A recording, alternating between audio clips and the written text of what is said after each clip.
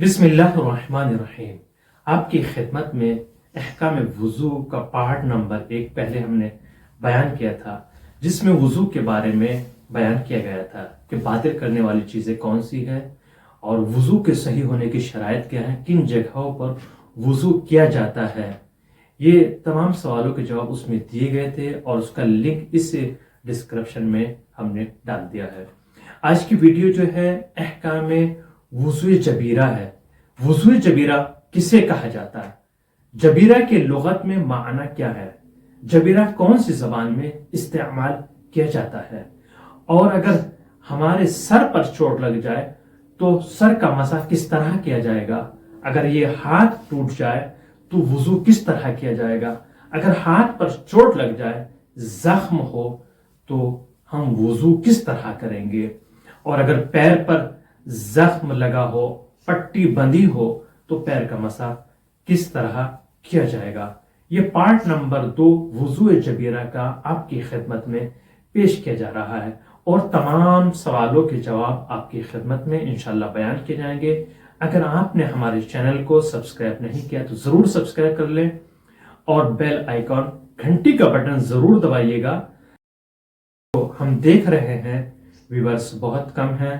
ہمارا سب کا فریضہ یہ ہے، یہ وعدہ کرے ہر ایک شخص شہدائے کربلا کے عدد کے مطابق، یعنی 72 ممبر کو، ایک انسان 72 شخص کو اس ویڈیو کا لنک بھیجے تاکہ یہ احکام سب کو معلوم ہو جائے، سب احکام سے آشنا ہو سکے۔ انشاءاللہ امید کرتا ہوں کہ آپ ایسا ضرور کریں۔ اور خواتین جو وضو کرتی ہیں ان کے کرنے کا طریقہ کیا ہے وہ اس ویڈیو میں بیان کیا جائے گا۔ آئیے چلتے ہیں سوالوں کی طرف۔ وضو جبیرہ کسے کہا جاتا ہے؟ لیکن اس سے قبل آپ کی خدمت میں جبیرہ کے جو ڈکشنری میں معنی بیان کیے گئے ہیں، جو لغت میں بیان کیے ہیں، وہ کیا ہے؟ اور جبیرہ، لفظ جبیرہ کون سی زبان میں استعمال کیا جاتا ہے؟ لفظ جبیرہ فارسی زبان کا لفظ ہے جس کو لغت فرہنگ میں بیان کیا گیا ہے، جس کے معنی یہاں پر صفحہ نمبر 250 پر بیان کیے گئے ہیں۔ جبیرہ یعنی کھپچی۔ کون سی کھپچی؟ جو ٹوٹے عضو پر باندھی جائے، یعنی جو ٹوٹی ہوئی جگہ پر باندھی جائے، اس کو جبیرہ کہا جاتا ہے۔ یعنی کھپچی ایک لکڑی جو ٹوٹی ہوئی جگہ پر باندھی جائے، اس کو جبیرہ کہا جاتا ہے۔ اور اس کو فقہی اصطلاح میں طہارت کے لیے استعمال کیا جاتا ہے۔ یعنی کیا؟ وضو جبیرہ کسے کہتے ہیں؟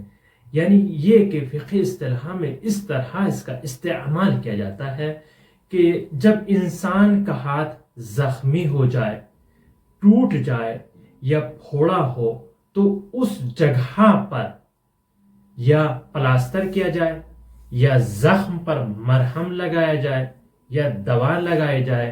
اگر ہاتھ ٹوٹ جائے تو اس پر پلاسٹر کیا جائے تو اس کو جبیرہ کہا جاتا ہے۔ یعنی وہ دوائیں اور وہ پلاسٹر جو انسان کے زخم پر یا ٹوٹی ہوئی جگہ پر باندھا جائے، اس کو جبیرہ کہا جاتا ہے۔ اسی لیے اس کو وضو جبیرہ کہا جاتا ہے کہ انسان جو وضو کرے گا، جب انسان کا ہاتھ ٹوٹ جائے گا تو کس طریقے سے وضو کرے گا؟ سر میں چوٹ لگی ہو، پٹی بندھی ہو تو کس طریقے سے مسح کرے گا؟ چہرے پر چوٹ لگ جائے تو کس طریقے سے چہرے کو دھویا جائے گا؟ اس ویڈیو میں اس کو بیان کیا جا رہا ہے۔ مسئلہ نمبر 323 آپ کی خدمت میں بیان کیا جا رہا ہے۔ بعض افراد کا سوال یہ ہے کہ جو مسائل آپ بیان کر رہے ہیں وہ کہاں سے بیان کیے جاتے ہیں؟ وہ آپ آیت اللہ العظمی سید علی سیستانی کی جو ویب سائٹ ہے، آپ وہاں پر توضیح المسائل میں دیکھ سکتے ہیں، یا اگر وہاں نہیں مل رہے ہیں تو یہ دہ مرجع ہے رسالہ عملیہ، جس میں مختلف مراجع کے فتاوی کو بیان کیا گیا ہے، اس سے بھی ہم بیان کرتے ہیں، تو آپ ان کی طرف۔ اب سوال یہ پیدا ہوتا ہے کہ انسان کے زخم پر چوٹ لگی ہو یا ہاتھ ٹوٹ جائے یا پٹی بندھی ہو تو किस तरीके से वुजू करेगा। मसला नंबर 323 में जो बयान किया गया वो है, अगर वुजू के आज़ा में से किसी एक पर जख्म हो या चोट लगी हो या टूटा हुआ हो और उसका मुंह खुला हुआ हो और पानी भी उसके लिए मुजिर ना हो, तो ऐसी सूरत में जिस तरीके से आम अफराद वुजू करते हैं ऐसे आप भी वुजू करेंगे। यानी आपके हाथ पर चोट लगी हो, पट्टी बंधी हो या टूटा हुआ हो, अगर मुमकिन हो उसको खोलना तो खोला जाए और पानी उसके लिए मुजिर ना हो। पहली बात ये, अगर खोलना मुमकिन हो पट्टी को तो खोले। दूसरी, अगर पानी उसके लिए मुजिर ना हो, नुकसानदेह ना हो, तो पानी से आप वुजू कर सकते हैं, यानी उस पर पानी डाल सकते हैं। कोई मुश्किल नहीं आपके लिए जख्म को खोलना या पट्टी को खोलना, तो आम तरीके से जैसे लोग वुजू करते हैं इस तरीके से आप वुजू। लेकिन मसला नंबर 324 क्या है। 324 ये, अगर किसी शख्स के चेहरे और हाथों पर जख्म या फोड़ा हो या उसकी हड्डी टूटी हुई हो और उसका मुंह खुला हो और उस पर पानी डालना नुकसानदेह हो, तो उसे जख्म या फोड़े के आसपास का हिस्सा इस तरह ऊपर से नीचे जैसे धोया जाएगा। और बेहतर यह है कि अगर उस पर तरहात खींचा जाए, नुकसानदेह ना हो तो तरहात उस पर खींचें और उसके बाद पाक कपड़ा उस पर डाल दें और गीला हाथ उस कपड़े पर भी खींचा जाए। अगर हड्डी टूटी हुई तो तयम्मुम करना लाजिम है। मसला नंबर 324, यानी इंसान के हाथ पर कोई जख्म हो, फोड़ा हो, उनसे उसका मुंह खुला हुआ हो और उस पर पानी डालना नुकसानदेह हो, यानी उसके लिए पानी मुजिर हो, तो वो जख्म के अतराफ में पानी से अपने हाथ को धोएगा। यानी अगर इंसान के हाथ पर कोई जख्म हो या टूटा हुआ हो या फटा हुआ हो या पट्टी बंधी हुई हो, अगर पट्टी खोलना मुमकिन हो तो बेहतर, अगर मुमकिन नहीं हो तो कोई मसला नहीं है। लेकिन पानी अतराफ जख्म में आप डाल सकते हैं, यानी जख्म के ऊपर पानी को ना डाला जाए, अतराफ जख्म पे आप पानी डाल सकते हैं, धो सकते हैं, उसमें कोई हरज नहीं है। उसके बाद एक पाक कपड़ा लेकर उस जख्म के ऊपर डाला जाए या उस पट्टी के ऊपर डाला जाए और फिर उसके ऊपर यहां से लेकर आखिर तक गीला हाथ उसके ऊपर फेर दिया जाए, तो उसमें कोई हरज नहीं है। लेकिन अगर हाथ टूटा हुआ हो, हड्डी टूटी हुई हो, तो वहां पर तयम्मुम करना आपके लिए फिर लाजिम है। मसला नंबर 325, अगर इंसान के हाथ पर जख्म हो या सर पर जहां मसाह करना हो वहां पर जख्म हो, पट्टी बंधी हुई हो और पट्टी को खोलना भी मुमकिन ना हो और जख्म मसेह की पूरी जगह पर फैला हुआ हो या मसेह की जगह सही और सालिम हो, लेकिन वो इतनी कुदरत नहीं रखता हो फिर भी कि उस पर मसाह करे, तो ऐसी सूरत में क्या करे इंसान। चूंकि जो सर पर मसाह करना है उस भी जख्मी है, पट्टी बंधी हुई है, हाथ पर भी जख्म है, तो ऐसी सूरत में क्या करे। यह सालिम है लेकिन कुदरत नहीं रखता है कि मसाह करे, तो वहां पर ऐसी सूरत में उसके लिए ये है कि वो तयम्मुम करे। तो ऐसी जगह पर आयतुल सिस्तानी फरमाते हैं कि एहतियात मुस्तहब की बिना पर वुज़ुए जबीरा करेगा और जो जख्म है उस पर एक पाक कपड़ा लेकर डाल देगा और उसके ऊपर फिर इस तरह गीला हाथ फेरेगा और जो वो तरी है, जो उसका हाथ पर तरी लगी हुई है, उसी से वो मसाह करेगा। अब अगर सर पर भी उसके चोट लगी है, जख्मी है, पट्टी बंदी है, तो इसी तरीके से वो सर पर एक पाक कपड़ा डालेगा और उस पर गीले हाथ से मसा करेगा। यानी अगर हाथ टूटा हुआ है या उसके ज्यादा आज़ाए वुजू पर पट्टी बंधी हुई है, जख्मी है, तो एहतियात मुस्तहब की बिना पर तयम्मुम भी करेगा और वो वहां पर वुजू भी करेगा। अब सवाल ये पैदा होता है, अगर इंसान के आज़ाए वुजू पर जख्म हो या टूटी हुई हड्डी हो और उसका मुंह बंधा हुआ प्लास्टर हो, तो वुजू किस तरह किया जाएगा।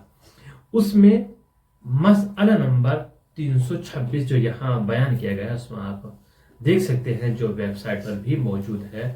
अगर फोड़े या जख्म या टूटी हुई हड्डी का मुंह किसी चीज से बंद हो اور اس کا کھولنا بغیر تکلیف کے ممکن ہو اور پانی بھی اس کے لیے مضر نہ ہو تو اسے کھول کر وضو کرنا ضروری ہے، چاہے زخم چہرے پر ہو، ہاتھوں پر ہو، یا سر کے اگلے حصے پر ہو، یا پاؤں پر ہو، پھر وہ کسی بھی حصے پر ہو، پانی بھی اس کے لیے مضر نہ ہو، زخم کو کھولنا بھی اس کے لیے کوئی مشکل کا سبب نہ بن رہا ہو، اور پانی اس کے لیے نقصان دہ بھی نہ ہو، تو پھر پٹی کو کھولے گا، پھر وہ وضو کرے گا جس طریقے سے کیا جاتا ہے۔ لیکن مسئلہ نمبر 331، جس شخص کی ہتھیلی اور انگلیوں پر جبیرہ ہو اور وضو کرتے وقت اس نے ترہات اس پر کھینچا ہو تو وہ سر اور پاؤں کا مسح اسی طریقے سے کرے گا، لیکن آیت اللہ خامنئی فرماتے ہیں کہ وہ دوسری جگہ سے بھی طریق لے سکتا ہے وضو مسح کے لیے، اس میں کوئی حرج نہیں ہے۔ تیسرا سوال یہ ہے، اگر اعضائے وضو، جو بھی اعضائے وضو ہیں، چاہے چہرہ ہو، ہاتھ ہو، سر کا مسح، پیر کا مسح، تمام کے تمام اعضائے وضو پر زخم لگا ہو یا پٹی بندھی ہو یا زخمی ہو، کہیں زیادہ ہے کہیں کم ہے، تو ایسی صورت میں کیا کیا جائے گا؟ تو اس صورت میں احتیاط لازم کی بنا پر وضو اور تیمم دونوں کرے گا۔ مسئلہ نمبر 252 یہ ہے، جو آپ پیر کا مسح کر رہے ہیں جتنا بھی ہو سکے ممکن ہو آپ اس پر کر سکتے ہیں، لیکن چوڑائی میں اور لمبائی میں کتنا ہونا چاہیے؟ جو یہ 3 انگلیاں ہیں، یہ آپس میں جڑی ہوئی 3 انگلیاں ہیں، چوڑائی میں یہ 3 انگلیاں ہونی چاہیے پیر پہ جب مسح کیا جائے گا، کھینچے انسان۔ لیکن بہتر یہ ہے کہ پاؤں کے اوپری حصے کا مسح پوری ہتھیلی سے آپ کریں، یہ پوری ہتھیلی اس طرح رکھیں، اس طرح آپ کریں اس کو۔ لازم نہیں ہے کہ پیر کا مسح کرتے ہوئے آپ انگلیوں کے سرے سے، جیسے یہ پیر ہے اور یہ انگلیاں ہیں، یہاں سے آپ اس طرح مسح کریں، ہتھیلی کو جو ہے انگلیوں کے سرے پر رکھا جائے اور آخر تک اس طرح یہ ابری ہوئی جگہ تک کھینچا جائے، یہ لازم نہیں ہے، بلکہ آپ یہ ہتھیلی ہے اور یہ پیر، آپ اس کو یہاں پر رکھ کر اس طرح اور ہلکا سا پیچھے کھینچ دیں تو یہ بھی مسح ہو جائے گا، اس طرح بھی کوئی حرج نہیں۔ یہ 2 طریقے سے آپ کر سکتے ہیں، یا تو آپ یہ انگلیوں کے سرے پر رکھیں اور اس طرح پورے کو کھینچتے ہوئے چلے جائیے، یا آپ یہاں پر رکھیں، پورے ہاتھ کو پورے پیر پر نیچے رکھا جائے اور ہلکا سا پیچھے کو کھینچ دیا جائے، تو اس طرح بھی مسح ہو جائے گا۔ لیکن مسئلہ یہ ہے، اگر آپ نے سر کا مسح کرتے ہوئے یا پیر کا مسح کرتے ہوئے آپ نے ہاتھ کو ہلایا اور اس کے ساتھ ساتھ پیر کو بھی ہلایا، یعنی یہ ہاتھ ہے اور یہ پیر ہے، نیچے پیر، آپ نے ہاتھ کو پیر کے اوپر رکھا اور ہاتھ کو نہیں ہلایا، پیر کو اس طریقے سے ہلا دیا ہے یا پیچھے کو کر دیا، ہاتھ اپنی جگہ ہے، آپ پیر کو آگے پیچھے کر رہے ہیں، تو یہ مسح نہیں ہوگا، آپ کا مسح باطل ہو جائے گا، وضو باطل ہو جائے گا۔ یعنی آپ صرف ہاتھ کو ہلائیں گے، یہ ہاتھ ہے، یہ آگے پیچھے جہاں بھی کرنا ہے مسح کے لیے، جہاں بھی حرکت دینی، صرف اس ہاتھ کو حرکت دینی ہے آپ کو۔ مسح کرتے ہوئے آپ نے پیر کو حرکت دی تو آپ کا وضو باطل ہو جائے گا۔ اسی طریقے سے آپ سر کا مسح کر رہے ہیں تو آپ سر کو آگے پیچھے نہ کریں، اگر آپ نے ذرہ برابر بھی سر کو حرکت دی یا سر کو ہلایا تو آپ کا وضو باطل ہو جائے گا۔ یعنی جب مسح کر رہے ہیں آپ تو صرف آپ کو ہاتھ کو ہلانا، یہ ہاتھ حرکت کرے گا ہمارا، صحیح۔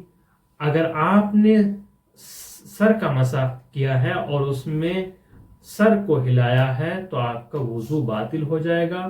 اسی طریقے سے اگر آپ پیر کا مسح کر رہے ہیں تو پیر کو حرکت نہیں دیں گے، صرف ہاتھ آپ کا ہلے گا، اور اگر پیر ہلایا جا رہا ہے تو آپ کا وضو باطل ہو جائے گا۔